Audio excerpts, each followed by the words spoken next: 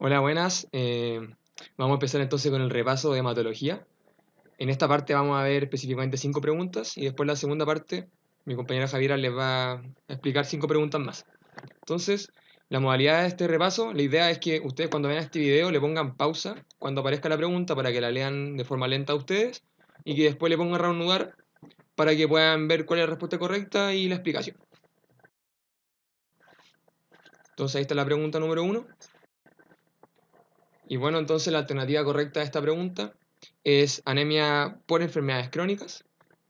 Entonces vamos a ver la explicación. Lo primero, mencionar que en el caso era una anemia microcítica, ¿cierto? Porque el BCM estaba menor a 80. Entonces primero vamos a ver algunas causas de anemia microcítica hipocrómica. Entonces, las anemias microcíticas, como dije, BCM menor a 80, vamos a tener dos principales grupos. Están aquellas que se dan por disminución de la superficie de membrana, en las que tenemos la esferocitosis hereditaria, la anemia ferropénica y la anemia de trastorno crónico, que eso, como vamos a ver, por lo general suele dar una anemia que es normocítica, pero también puede dar una anemia microcítica. Y también está el otro grupo de enfermedades que se da una disminución del contenido del hematíes, y ahí tenemos alteración del grupo hemo, por ejemplo las sideroblásticas, y alteraciones en la globina, que serían las talasemias. Entonces, acá tenemos un algoritmo súper útil en el cual tenemos como los pasos que se pueden seguir para poder estudiar una anemia microcítica. Y tenemos que el primer examen que se suele solicitar es la ferritina sérica, el examen más importante que nos permite distinguir entre las dos principales causas, que son la anemia ferropriva y la anemia por enfermedad crónica. Entonces, esta ferritina sérica nos puede dar baja, que nos va a orientar a una ferropenia, o también puede dar normal o elevada. Y en este caso vamos a solicitar, o sea, vamos a revisar otros resultados como son la sideremia y la transferrina, que en el caso de estar disminuidas nos va a orientar a una anemia de trastornos crónicos. ¿Ya? Y el resto del algoritmo ustedes después lo pueden revisar con más detalle. Acá en esta diapositiva nos muestra una tabla también súper útil para ver el diagnóstico diferencial entre la ferropenia y la enfermedad crónica y los diversos parámetros que nos pueden servir. Como dije, la ferritina sérica es el más importante, ya que nos permite distinguir entre las dos, siendo en la anemia ferropriva la ferritina sérica está disminuida, en cambio en la enfermedad crónica la ferritina sérica está aumentada. ¿Ya? También podemos ver acá que la sideremia, o que lo mismo que decir los niveles séricos de fierro, están disminuidos en ambos, entonces este no es un parámetro para poder distinguir ambas anemias. ¿Ya? Y también lo otro que nos puede ser de utilidad es la concentración de transferrina, que va a estar aumentada en la ferropenia y va a estar normal o habitualmente disminuida en la enfermedad crónica. Y esto se da principalmente porque las enfermedades crónicas y los estados inflamatorios lo que producen es una disminución de la transferrina. Eso. Y en la tabla de la derecha básicamente lo mismo, que es para demostrar eso mismo que estaba mencionando, los niveles de ferritina son muy importantes. El TIBC, que sería como lo mismo a decir la concentración de transferrina, como mencioné, en el déficit de hierro está aumentada y la inflamación crónica está disminuida. Y como vemos también acá, el hierro sérico no es un parámetro tan útil porque en ambas está disminuida. Entonces, como había mencionado en la diapositiva anterior, no olvidar que lo típico en anemia por enfermedad crónica es normocítica normocrómica. Eso es lo típico, pero también se puede dar que sea microcítica. Además, tenemos otros datos importantes que les quería mencionar. Que la anemia por enfermedad crónica es la segunda causa de anemia, después de la anemia ferropriva. Como mencioné, generalmente es normo-normo. Y además, otro parámetro que nos puede orientar más a ferropriva por sobre enfermedad crónica es que en el hemograma se vea una amplitud de distribución eritrocitaria elevada. Esto quiere decir que los glóbulos rojos son de diferente forma. Eso suele orientar a ferropriva. Y además, por último, mencionar que el tratamiento de la enfermedad, o sea, de la anemia por enfermedad crónica, no es dar fierro. ¿Por qué? Porque los niveles de fierro en verdad no están disminuidos, solamente que no están siendo utilizados. Entonces, ¿cómo se maneja? Hay que manejar la enfermedad de base. Pregunta número 2. Bueno, en este caso la alternativa correcta es la C, niveles séricos de vitamina B12 y ácido fólico. Entonces, acá teníamos un caso de anemia megaloblástica, ¿ya? Entonces, la anemia megaloblástica es una anemia que es macrocítica, es decir, un BCM que es mayor a 100, y es hiporregenerativa, es decir, que tiene un índice reticulocitario que es bajo, que es menor a 2. Recordemos que las anemias que son regenerativas son aquella anemia hemolítica y la anemia por hemorragia aguda. ¿Por qué aguda? Porque si la anemia ya es crónica, los depósitos de hierro van a disminuir y ahí la anemia ya no sería regenerativa, sino que sería hiporregenerativa. ¿Ya? Entonces, la anemia megaloblástica puede tener síntomas carenciales y síntomas neurológicos, que los síntomas neurológicos ser debido a un déficit de B12. Entonces, esto es importante para el diagnóstico diferencial entre las anemias megaloblásticas. La anemia por déficit de ácido fólico no suele dar síntomas neurológicos y la de B12 sí. Entonces, ese es un dato importante. Además, puede haber otros síntomas, por ejemplo, la glositis, que también se puede dar en el contexto de una anemia megaloblástica. Además, otro hallazgo que podemos encontrar es una pancitopenia, dado que la vitamina B12 y el folato son usados no solamente para la formación de glóbulos rojos, sino para las células de las 3 series, y también se pueden ver neutrófilos hipersegmentados. ¿Ya? Y además puede haber una hiperbilirrubinemia indirecta y una LDH alta. Entonces acá tenemos algunos datos claves. Primero entonces mencionar las anemias macrocíticas, como mencioné, un BCM mayor a 100, y tenemos tres grupos principales. Están aquellos que hay una disminución del contenido del hematíe, por ejemplo se puede dar en sangrado activo o en anemia hemolítica con reticulocitos. ¿Por qué estos dos casos? Porque cuando hay un sangrado activo, como dije antes, o una anemia hemolítica, suelen ser regenerativas. Y lo que pasa es que ahí se empiezan a formar reticulocitos y se empiezan a liberar a la sangre, y los reticulocitos son de mayor tamaño que los glóbulos rojos normales. Entonces por eso se suele ver en el programa una anemia que es macrocítica, porque la máquina, por así decirlo, no puede diferenciar entre un glóbulo rojo y un reticulocito. Además, otro grupo de patologías son aquellas, como mencioné, la disminución de B12 y ácido fólico, que son las más frecuentes, que el nombre ya sería anemia megaloblástica. Y también hay otras causas de macrocitosis, que está la aplasia, el síndrome mielodisplásico, el hipotiroidismo y la hepatopatía. Entonces, algunos datos clave importantes: el folato se absorbe fundamentalmente en el yeyuno y la vitamina B12 fundamentalmente en el ilion. Ambos pueden afectarse en una gastrectomía. ¿Por qué? Porque en una gastrectomía va a haber tanto una falta de factor intrínseco producido por el estómago, en este caso se va a afectar la absorción de B12, pero también se puede afectar la absorción de folato en el sentido de que va a disminuir el ácido clorhídrico. Entonces una gastrectomía no es que solamente oriente a B12, también no puede orientar a un déficit de folato. También al iniciar tratamiento suele haber un aumento de los reticulocitos. ¿Ya? Entonces cuando uno empieza a manejar esta anemia megaloblástica puede haber un aumento de los reticulocitos, entonces se puede dar también una macrocitosis. Además, mencionar que la causa más frecuente de mala absorción de B12 es la anemia perniciosa, que es un trastorno autoinmune en el cual hay una destrucción de las células parietales que van a disminuir, va a disminuir, claro, la producción de factor intrínseco. Y no olvidar que macrocitosis es distinto a una anemia megaloblástica. Macrocitosis lo único que nos quiere decir es que los glóbulos rojos al final BCM va a ser mayor a 100. La anemia megaloblástica es un tipo de macrocitosis, ¿ya? De hecho, la causa más frecuente de macrocitosis sin anemia es el alcoholismo crónico. También hay otras condiciones como el hipotiroidismo, la aplasia medular y cabe mencionar el síndrome mielodisplásico. Y acá importante mencionar que todo anciano con anemia macrocítica tiene síndrome mielodisplásico hasta demostrar lo contrario. Ese es un dato también interesante. Vamos entonces con la pregunta número 3. Entonces la alternativa correcta a esta pregunta es la alternativa D, el linfoma de Hodgkin. Entonces, primero, lo primero que tenemos que hacer para enfrentarnos a un paciente con adenopatía es el examen físico. Eso es lo principal. Entonces, hay algunas características que nos hacen sospechar malignidad. Por ejemplo, un tamaño de mayor a 2 centímetros, que sea de consistencia pétrea, adherida a planos profundos, que tenga un crecimiento progresivo y que ya lleve más de 4 semanas. Algunas características que nos pueden orientar a un linfoma son adenopatías que son gomosas, móviles, indoloras, no adheridas y la presencia de síntomas B. Y por su parte, la infección suele dar adenopatías que pueden ser tanto únicas como múltiples, no adheridas, que puede tener signos inflamatorios y se acompaña de síntomas como fiebre y una linfocitosis reactiva.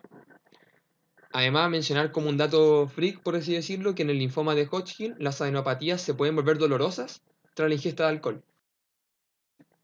Entonces, hablando un poco del linfoma de Hodgkin, tenemos que esta es una neoplasia linfoide monoclonal de células B, que en un 50% de los casos puede estar asociada a virus Epstein-Barr, y en la cual la clínica suele ser adenopatías, que son generalmente supradiafragmáticas. En primer lugar, adenopatías cervicales y en segundo lugar, adenopatías mediastínicas. Y sean pacientes jóvenes, adolescentes, adultos jóvenes. Y puede haber esplenomegalia y síntomas B. Los síntomas B, recordemos que son la fiebre, diaforesis nocturna y baja de peso inexplicada. ¿Ya? El prurito, que también puede estar presente en estos pacientes, no se considera un síntoma B, pero sí un síntoma que nos puede hacer orientar. Y el diagnóstico es con una biopsia excisional de la adenopatía. ¿Ya? Acá la biopsia no es con punción de aguja fina, no. Hay que sacar la adenopatía y estudiarla. Y hacerle biopsia para poder estudiar cuál es el tipo histológico de la adenopatía. Y el tipo más frecuente del linfoma de Hodgkin es la esclerosis nodular. Ese es el tipo histológico más frecuente. Entonces, acá tenemos una tabla muy útil para diferenciar entre la enfermedad de Hodgkin y la de no Hodgkin. Primero, con respecto a la prevalencia, la de Hodgkin hay una prevalencia estable y la de no Hodgkin en un aumento progresivo. Con respecto a la edad más frecuente de presentación, la enfermedad de Hodgkin, como mencioné anteriormente, suele darse en adultos jóvenes de 20 a 30, 40 años, aunque también hay un pic posterior a los 60 años. En cambio, la de no Hodgkin suele darse en adultos que son mayores, 45 a 70 años. Con respecto al comienzo de la enfermedad de Hodgkin suele iniciar en un solo ganglio. Como mencioné, suele ser una adenopatía cervical o mediastínica. En cambio, la de no Hodgkin suele ser de un comienzo multicéntrico, es decir, en varios sitios. El compromiso extraganglionar es más frecuente en la de no Hodgkin que en la de Hodgkin. Y la diseminación puede ser hematógena en el caso de la enfermedad de Hodgkin. Perdón, en la de no Hodgkin. Con respecto a la histología, en el linfoma de Hodgkin tenemos la célula de Reed-Sternberg y una mezcla de células normales. En cambio, en la de no Hodgkin tenemos un solo tipo celular, que puede ser linfocitos B, que es lo más frecuente, o linfocitos T, que es lo más frecuente en la infancia. Y con respecto al pronóstico, el linfoma de Hodgkin, su pronóstico depende principalmente de la etapa clínica. Es decir, lo ideal es diagnosticarla en una etapa precoz. En cambio, la de no Hodgkin va a depender del tipo histológico, si el tipo histológico es indolente o agresivo. Acá cabe mencionar un dato que puede ser importante, que es que los subtipos que son indolentes, por ejemplo, el linfoma no Hodgkin de tipo folicular, si bien tiene un mejor pronóstico en el sentido de que van a evolucionar de forma más lenta, esto mismo hace que respondan de menor manera a la quimioterapia. En cambio, los linfomas no Hodgkin, que son más agresivos, como el difuso de células B, si bien el pronóstico es peor, ¿por qué? Porque suelen evolucionar de forma más rápida, si que nosotros lo tratamos de forma precoz, suele remitir en un gran porcentaje. De hecho, se dice un 80% de respuesta a la quimioterapia. Y con respecto a la evolución, el linfoma de no Hodgkin tiene un peor pronóstico. Es curable en un 50% versus un 80% del linfoma de Hodgkin. Otras cosas importantes a mencionar es que los síntomas B son más frecuentes en el linfoma de Hodgkin, al igual que la afectación mediastínica.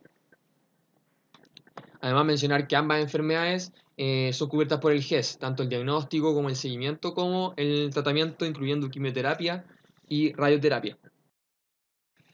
Y acá tenemos la clasificación de Ann Arbor, que es importante mencionar que esta clasificación sirve tanto para el linfoma de Hodgkin como el no Hodgkin, y que divide en 4 etapas clínicas. La etapa clínica 1 es donde hay un solo grupo ganglionar a un lado del diafragma. Por ejemplo, una adenopatía cervical, y nada más. La etapa clínica número 2 es donde hay 2 o más grupos a un lado del diafragma. La etapa clínica 3 es donde ya hay ganglios sobre y bajo el diafragma. Y la etapa clínica 4 es donde hay compromiso difuso de tejido extraganglionar o médula ósea. Acá cabe mencionar que el vaso es considerado tejido ganglionar, entonces no es extraganglionar. Además, esta clasificación se suele añadir una letra que puede ser A o B, dependiendo A si no tiene síntomas generales o B si tiene síntomas B. La E se añade en caso de haber compromiso extranodal localizado y la X se añade si que hay una masa de más de 10 centímetros o también se le llama masa bulky. Ahora vamos a ir con la pregunta 4. Bueno, la respuesta correcta a esta pregunta es la C, una crisis blástica. Entonces vamos ahora con la explicación. Entonces vamos a explicar un poquito lo que es la leucemia mieloide crónica. Tenemos que es un síndrome mieloproliferativo crónico, o sea, es el síndrome mieloproliferativo crónico más frecuente, en donde predomina, como su nombre lo dice, la serie mieloide. Está claramente relacionada con el cromosoma Filadelfia, o también llamado translocación 922, que puede ser detectable mediante un FISH. La clínica son síntomas básicamente de hipermetabolismo, de hepatosplenomegalia, esto es muy importante, un síndrome anémico que es progresivo, pero además puede darse en un 20-40% de los casos que sean asintomáticos al diagnóstico. Con respecto al hemograma, vamos a tener glóbulos blancos incrementados en todas sus etapas madurativas, además de una anemia que suele ser normo-normo, ¿ya? Y la leucemia mieloide crónica se divide en ciertas fases. Tenemos una fase crónica, una fase acelerada y una fase blástica, una crisis blástica, o también se le llama a esa como fase de transformación a leucemia aguda. Entonces acá, esto lo pueden revisar después, pero en verdad no es tan importante cada parámetro. Lo que sí pueden preguntarle son los niveles de blastos, en donde tenemos que en la fase acelerada ya hay un porcentaje de blastos que va de un 10 a un 19%. Y en la crisis blástica, los criterios de la OMS la definen como blastos mayor o igual a 20% en sangre periférica o médula ósea. Es por eso que la alternativa correcta a la pregunta era una crisis blástica, porque tenía un porcentaje mayor al 20%.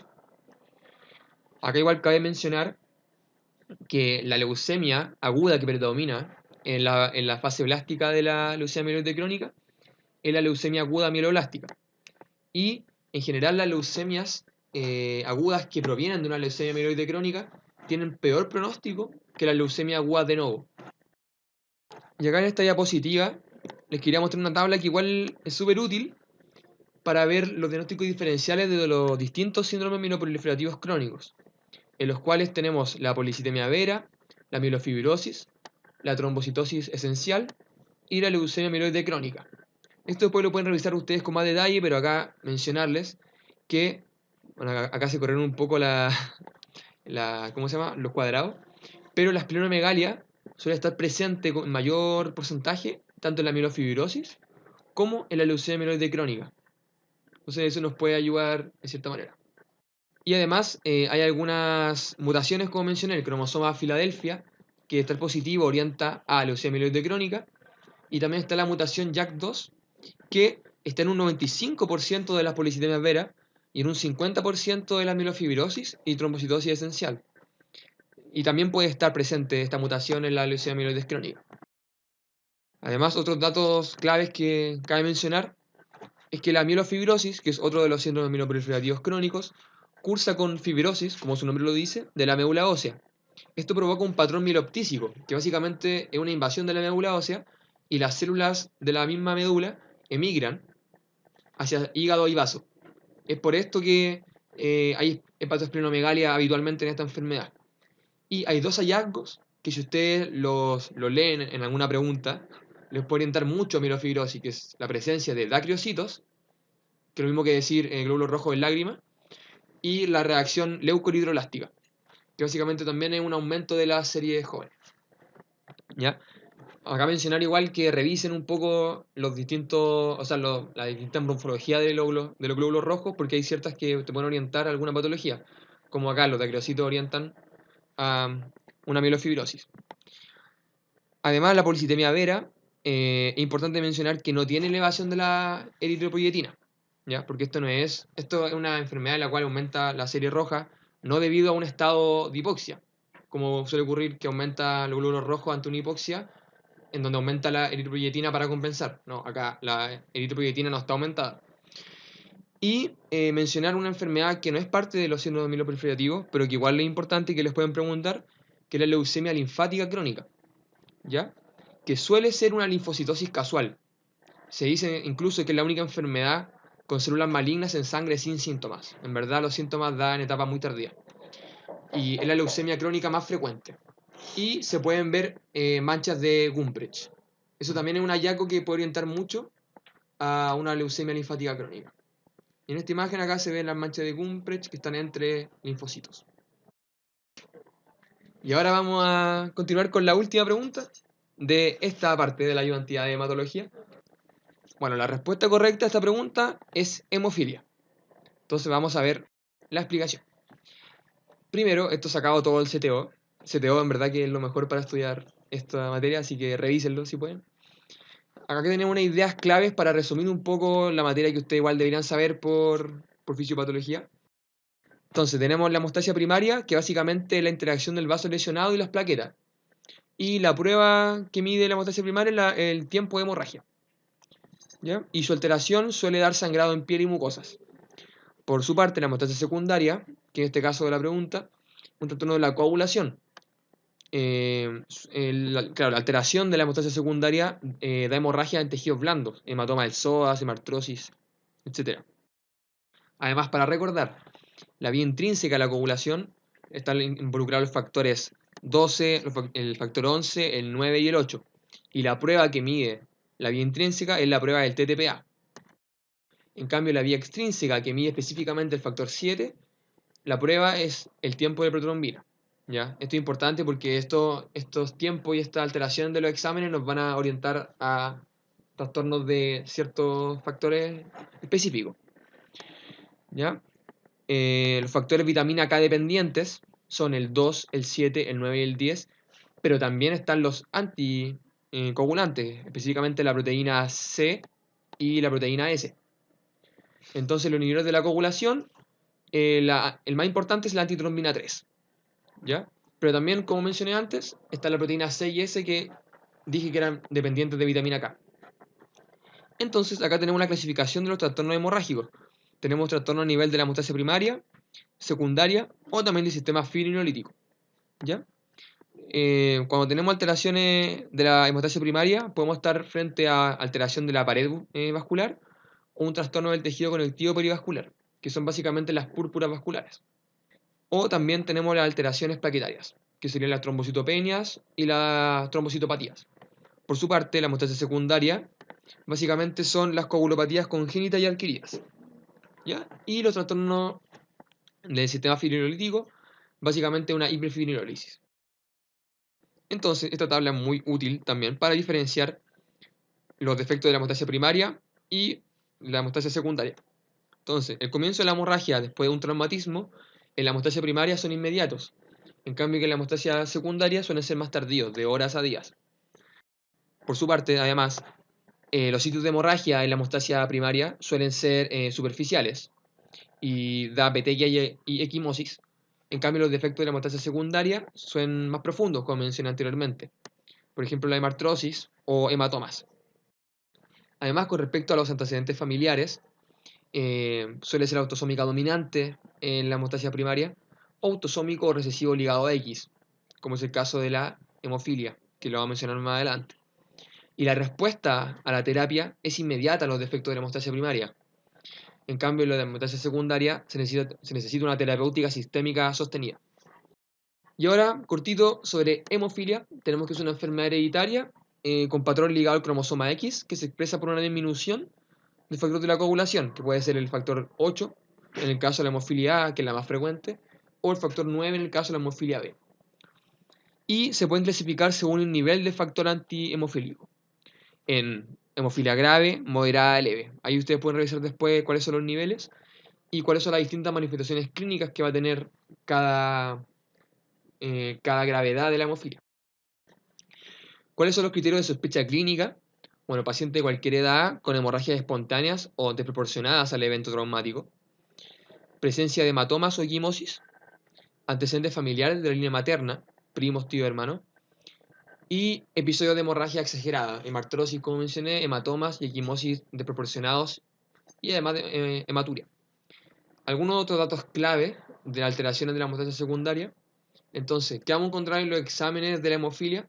Vamos a encontrar un aumento del TTPA con un TP normal. ¿Por qué es esto? Porque lo que está alterado acá es la vía intrínseca. El TTPA, recordemos que mide la vía intrínseca, están involucrados los factores 8 y 9. En cambio, el tiempo de protrombina está normal porque acá no está alterado el factor 7. Además, se va a encontrar un descenso de la concentración del factor.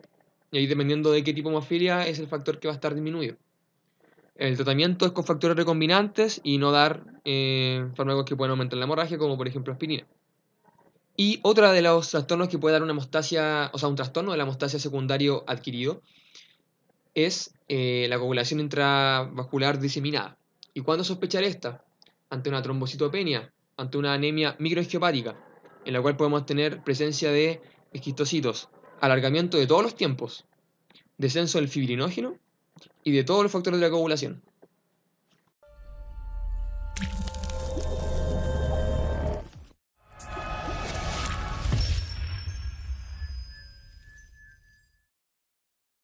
Hola, yo soy Jayera y hoy comenzaremos con el repaso del certamen número 3 de hematología, la segunda parte. Partamos con la pregunta número 1. Mujer de 25 años con antecedente de diabetes mellitus tipo 1 en tratamiento. Acude a consultar por cansancio y disnea de grandes esfuerzos de 2 meses de evolución.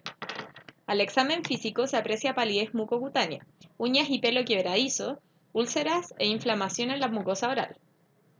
Los signos vitales muestran una frecuencia cardíaca de 96 latidos por minuto, la frecuencia respiratoria de 14 respiraciones por minuto y una presión arterial de 120,70. Al interrogatorio dirigido refiere menstruación regular, abundante y que debido a sus estudios se alimenta de puro pan y tallarines. En base al cuadro clínico y antecedentes de la paciente, el diagnóstico más probable es A. Complicación de diabetes mellitus 1 mal controlada. B. Anemia ferropría. C. Anemia posthemorragia. D. Anemia por enfermedad crónica. Recuerden que ustedes tienen que pausar la ayudantía, pensar la respuesta y después le ponen seguir para que sepan cuál es la respuesta correcta y así puedan analizar el caso clínico. La respuesta correcta es la letra B, anemia ferropriva.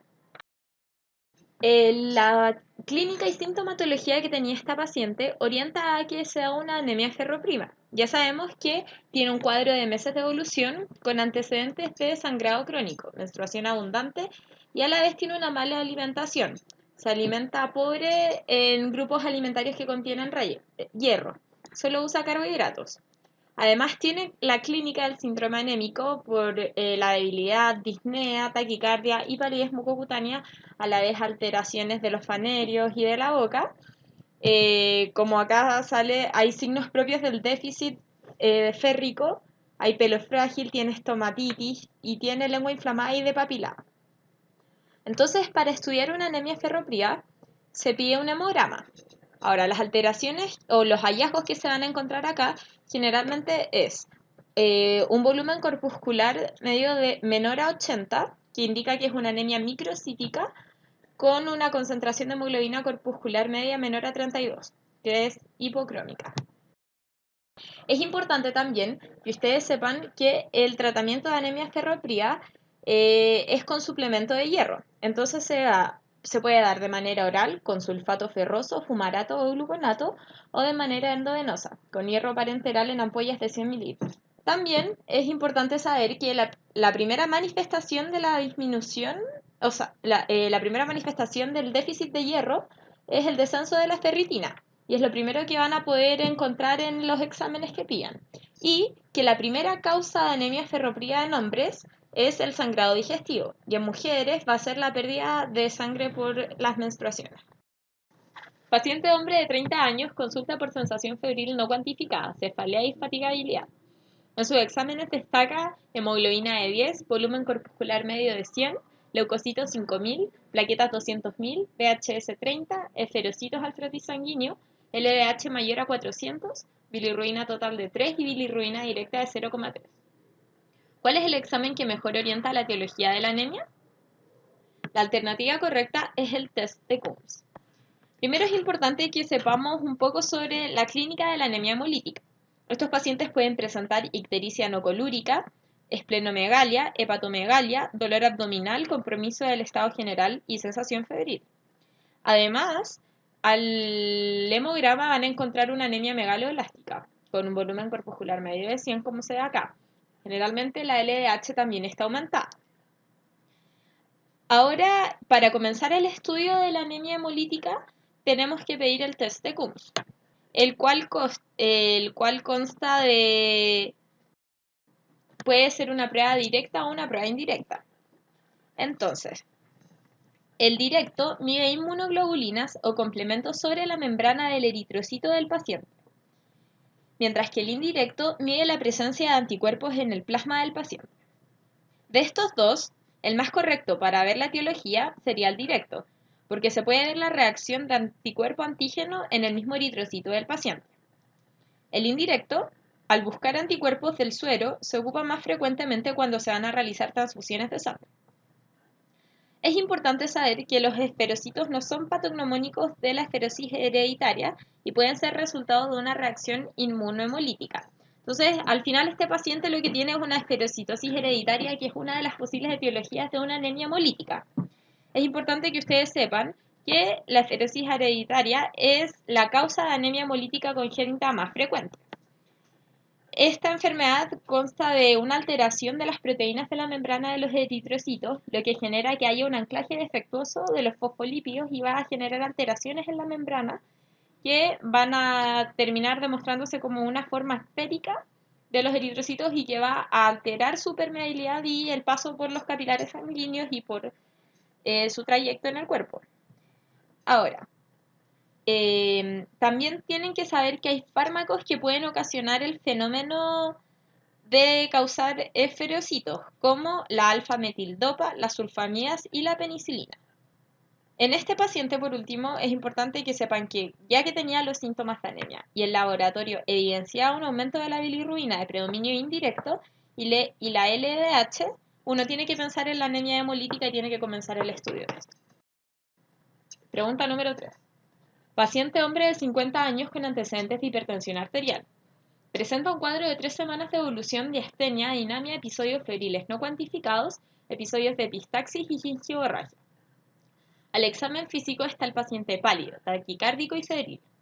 Tiene petequias en tronco y linfadenopatías en cadena yugular, indoloras y móviles mayores a 2 centímetros, con ruido regular en 2 tiempos.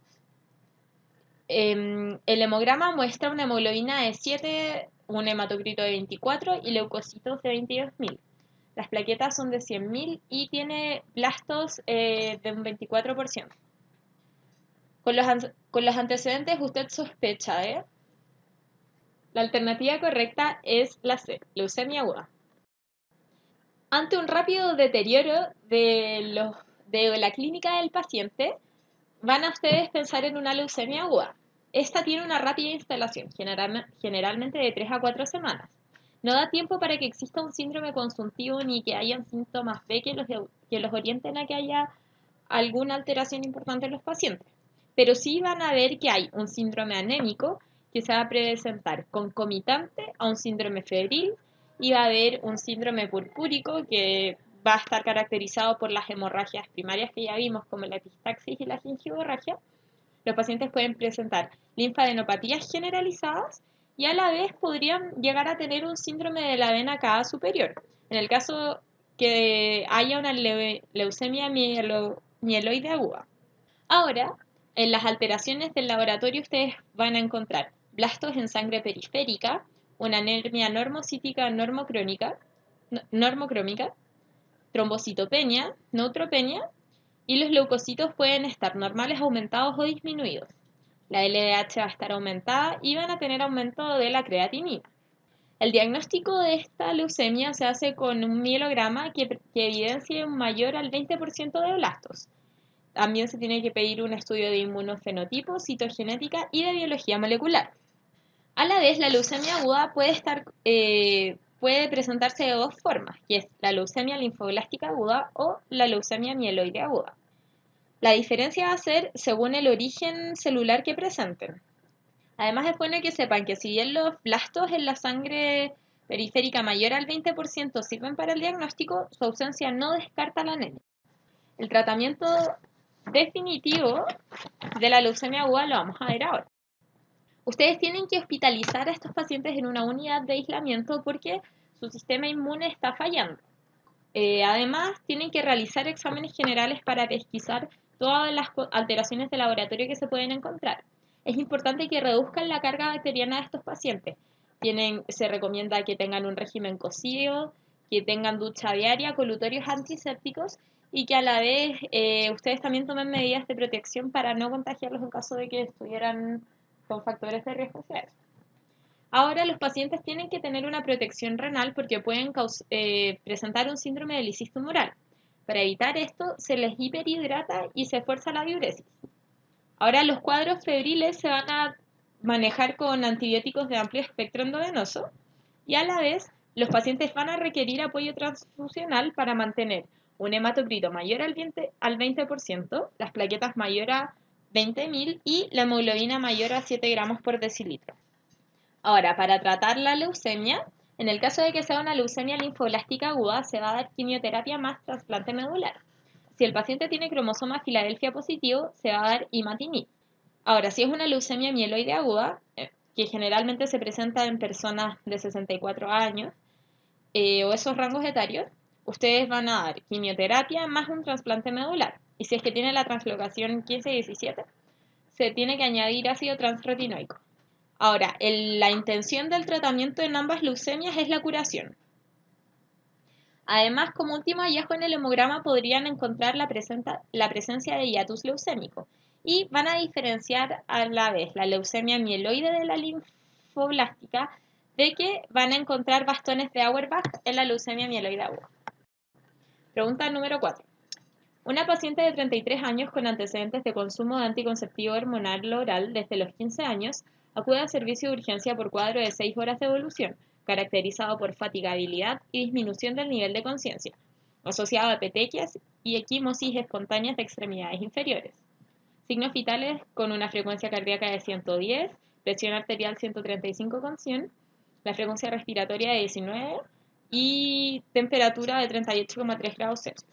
Se le realizan exámenes de laboratorio que destacan hemoglobina de 8, reticulocitos al 15% con un recuento leucocitario de 8.200 y plaquetas de 25.000. Al frotis sanguíneo se observan abundantes esquistocitos. La LDH es de 1.500. Tiene un test de Coombs directo negativo. La creatinina está en 4 y las pruebas de coagulación están normales. ¿Cuál es el diagnóstico de sospecha y la actitud terapéutica más idónea de este escenario? La alternativa correcta es la D, púrpura trombocitopénica trombótica con plasmaferesis como tratamiento. Entonces, uno de los aspectos importantes a considerar al enfrentarnos frente a un síndrome hemorragípero es saber si corresponde a una alteración de la hemostasia primaria o secundaria. Entonces, cuando tenemos alteraciones de la hemostasia primaria, vamos a tener clínica de petequias, equimosis y sangrados de piel, como gingivorragia de la mucosa digestiva urinaria. También la localización siempre va a ser superficial de piel y mucosas, y para controlar el sangrado se pueden aplicar medidas locales. El comienzo de estos sangrados va a ser inmediato, pero cuando tenemos alteraciones de la hemostasia secundaria, ustedes van a encontrar hematoma y hemorragias articulares y o musculares. Los desencadenantes van a ser traumatismos previos con un comienzo del sangrado retardado. Y la localización de este sangrado es profunda. Ahora se va a controlar con una terapia sistémica. En esta pregunta, la hemofilia A corresponde a un cuadro con defecto de la hemostasia secundaria, donde ocurren hematomas en tejidos blandos, hemartrosis y hematoma retroperitoneal con hemorragia en horas o días después de la agresión. Por ende, eso descartaría la alternativa B. Ahora, la pentada: fiebre, anemia hemolítica con LDH alta, microangiopatía con test de Coombs negativo y esquistocitos, trombocitopenia con sangrado de hemostasia primaria, trastornos neurológicos que pueden ser transitorios y fluctuantes, y disfunción renal, creatinina, como lo van a hallar en una creatinina alta, son clásicos de la púrpura trombocitopénica trombótica.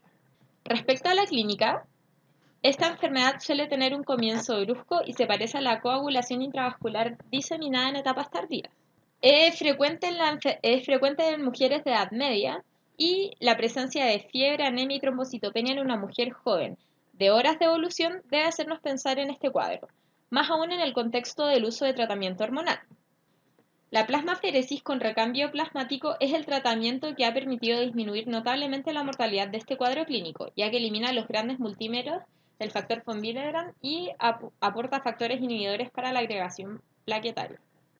Acá pueden ver otros síndromes hemorrágicos primarios importantes, que son telangiectasia hemorrágica primaria, púrpura trombocitopénica inmunitaria y la enfermedad de von Willebrand. Estos después ustedes lo pueden revisar en el PowerPoint. Pregunta número 5. Hombre de 68 años con antecedentes de hipertensión arterial de larga data y cáncer de próstata diagnosticado hace 2 meses. Consulta por aumento de volumen de la extremidad derecha de 2 días de evolución. Al examen físico general se observa enflaquecido y con conjuntivas pálidas. Al examen físico de extremidades se evidencia edema positivo en extremidad inferior derecha y signo de Homans positivo. ¿Cuál es la causa más probable del estado de hipercoagulabilidad? La respuesta correcta es la alternativa C, una neoplasia. Entonces, en este paciente ustedes están teniendo una clínica de que tiene una TBP, que generalmente aportan mucho el signo de Homans positivo, el edema de la extremidad inferior. Y es importante que ustedes sepan cuáles son los factores de riesgo para aumentar la hipercoagulabilidad, siendo la neoplasia uno de los factores más importantes. Entonces nosotros tenemos que existen las trombofilias congénitas y adquiridas, con distintos mecanismos fisiopatológicos. En las congénitas destacan mutaciones como el factor 5 de Leiden, déficit de factores anticoagulantes como déficit de la proteína C o la proteína S, o polimorfismo. Ahora, en los adquiridos vamos a tener que hay alteraciones plaquetarias, que pueden ser los síndromes mieloproliferativos, hiperlipidemia o síndrome antifosfolípido, y alteraciones vasculares y reológicas, que puede ser éstasis, inmovilización, fibrilación auricular, que puede generar los émbolos que después van a causar trombosis, vasculitis, microangiopatía, síndromes de hiperviscosidad. Y las alteraciones de la coagulación y procesos sistémicos destacan neoplasias, cirugías y traumatismo, embarazo, uso de anticonceptivos orales y síndrome nefrótico que va a causar una pérdida tanto de factores de la coagulación como de la disolución de los trombos.